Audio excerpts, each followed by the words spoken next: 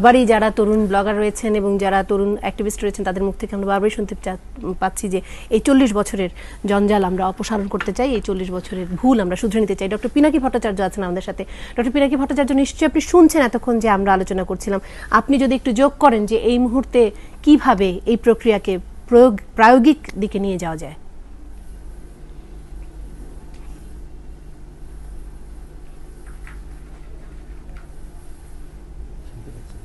Doctor Pinaki Bhattacharya শুনতে পাচ্ছেন? দেখুন, এই আমাদের তরুণ প্রজন্মের এই আন্দোলনের এটা নিয়ে যে আলোচনাটা হচ্ছে সেটা নিশ্চয়ই একটা একাডেমিক দিক আছে, সেটা একাডেমিশিয়ানরা আলোচনা করবেন, আইনজ্ঞরা আলোচনা করবেন, কিন্তু সবচেয়ে গুরুত্বপূর্ণ সেটা হচ্ছে এটার আবেগের দিকটাকে অনুধাবন করা।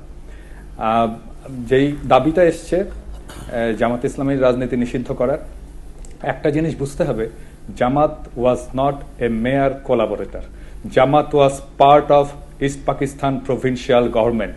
তারা 4টা মন্ত্রী ছিল, commerce, revenue, industry and education.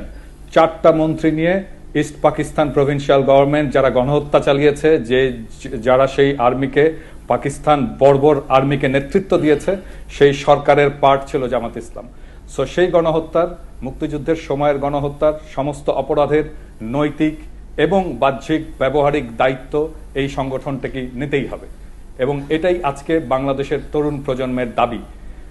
শুধুমাত্র রাজাকারি করা, শুধুমাত্র আল বদর আল শামস বাহিনী গঠন করাই নয়, এই পাকিস্তানি বাহিনীর সমস্ত অন্যায়, সমস্ত অনাচার, সমস্ত বর্বরতা, সমস্ত গণহত্যার সমান পরিমাণে দায়ভার এই রাজনৈতিক দলটির আছে এবং তাদেরকে সেটা নিতে হবে।